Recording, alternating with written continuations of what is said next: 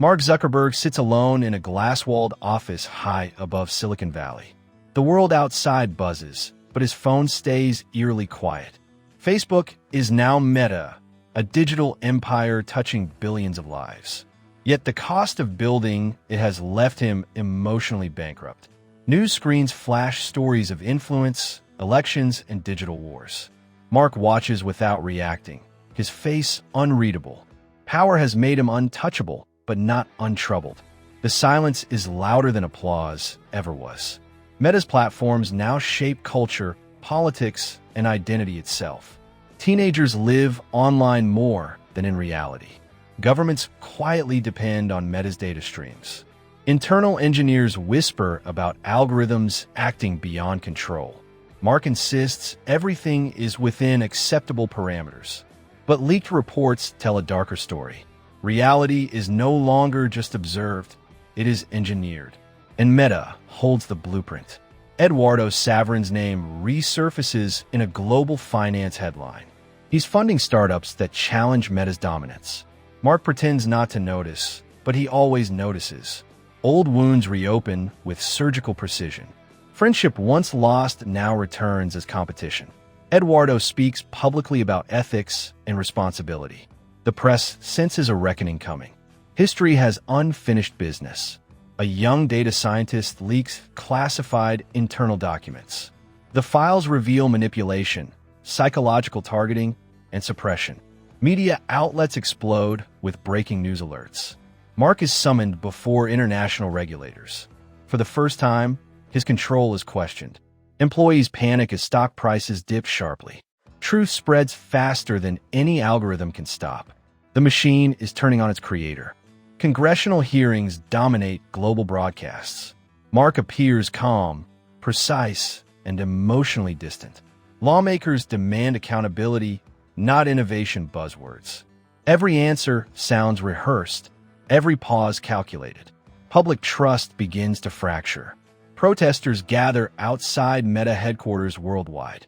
The narrative shifts from genius to villain. Power no longer shields him, it exposes him.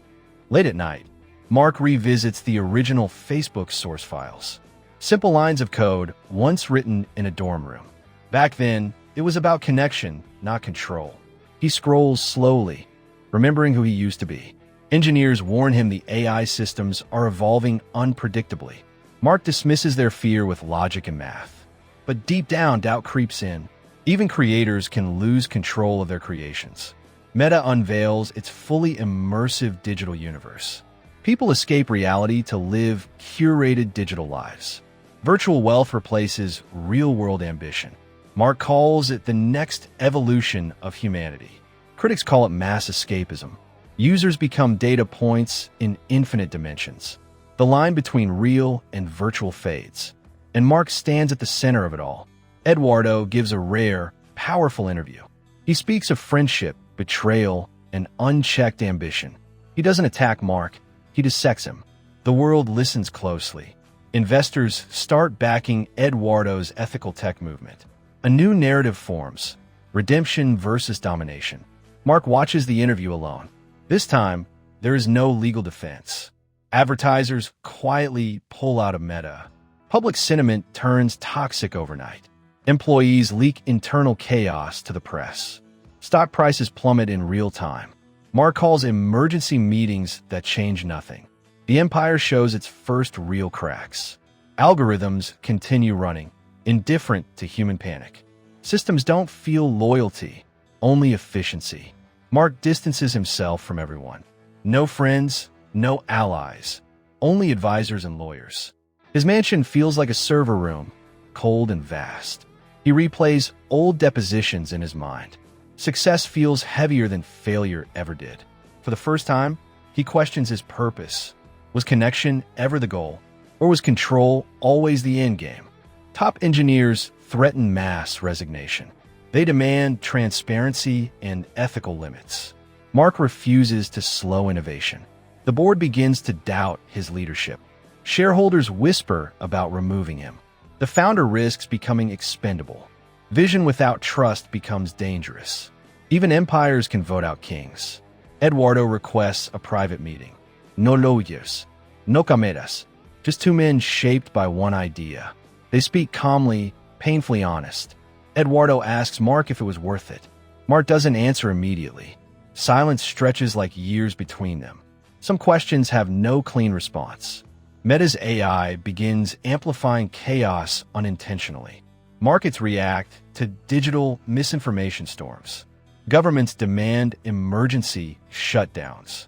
Mark realizes the system is too complex to simply pause. The creation has outgrown its creator. Engineers scramble to contain the fallout.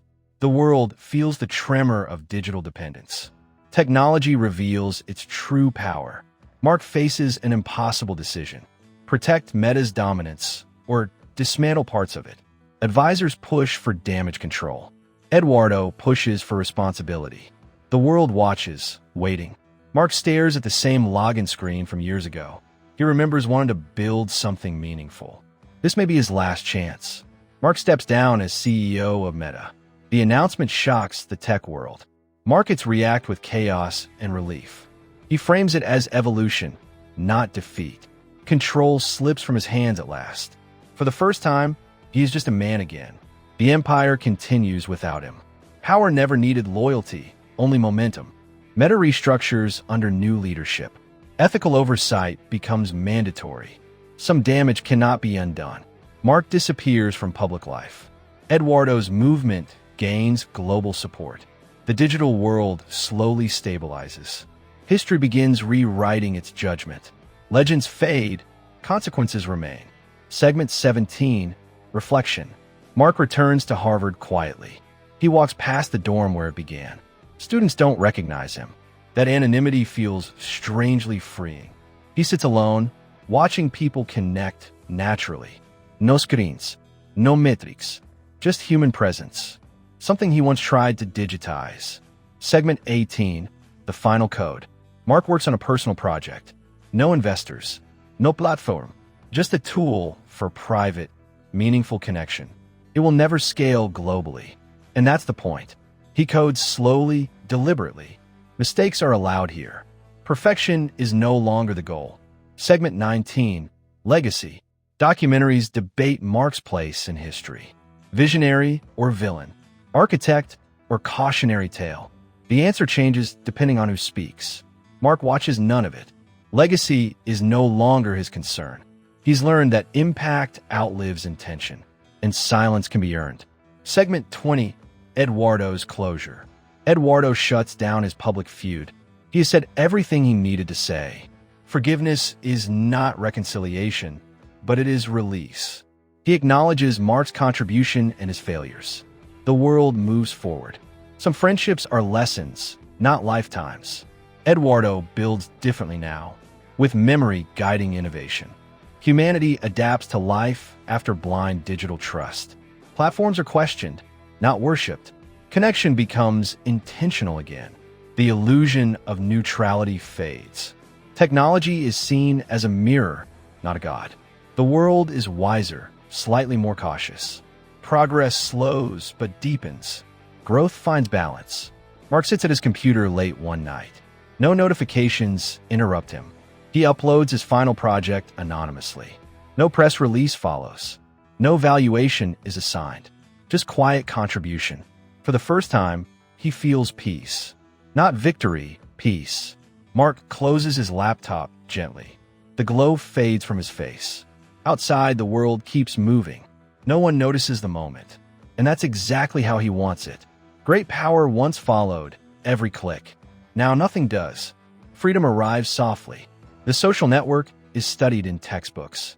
Not as software, but as a warning. Ambition without empathy leaves wreckage. Connection without responsibility becomes control. Mark's story becomes a modern myth. A tale of brilliance and blindness. Of building gods from code. And learning they demand sacrifice.